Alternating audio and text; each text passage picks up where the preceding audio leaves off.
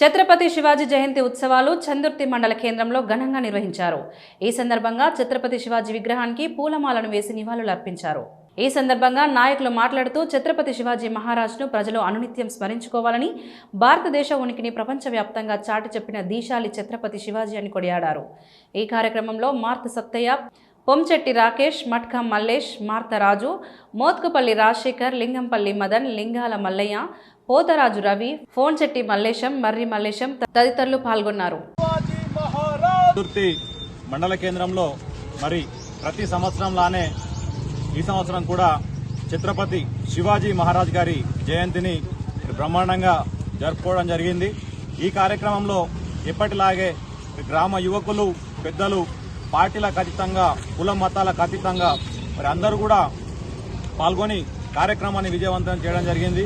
మరి నేటి సమాజానికి ఛత్రపతి శివాజీ మహారాజ్ గారి మరి జీవితం యొక్క ఔన్నత్యం, వారు చేసిన సేవలు, తమ జీవితాన్ని కేవలం దేశ ప్రజల కొరకై, మరి అదేవిధంగా మన దేశంపై దురాక్రమంగా దండెత్తి వచ్చి మన ప్రజలను హింసకు గురి చేసిన మరి మొఘల్ సామ్రాజ్య పతనానికి వారు చేసిన పనుల గురించి నేటి సమాజానికి ప్రతి ఒక్కరం కూడా వివరించి చెప్దాం.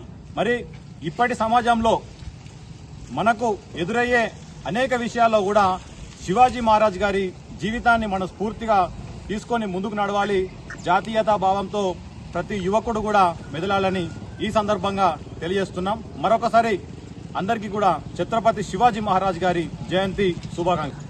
చందుర్తి మండల కేంద్రంలోని శివాజీ మహారాజ్ గారి జయంతి అత్యంత వైభవంగా మరి గ్రామస్తులతో నిర్వహించుకోవడం జరిగింది. మరి గ్రామంలో ఉన్న యువకులు, పెద్దలు అందరూ పెద్ద ఎత్తున ఈ కార్యక్రమంలో పాల్గొని విజయవంతం చేసినారు.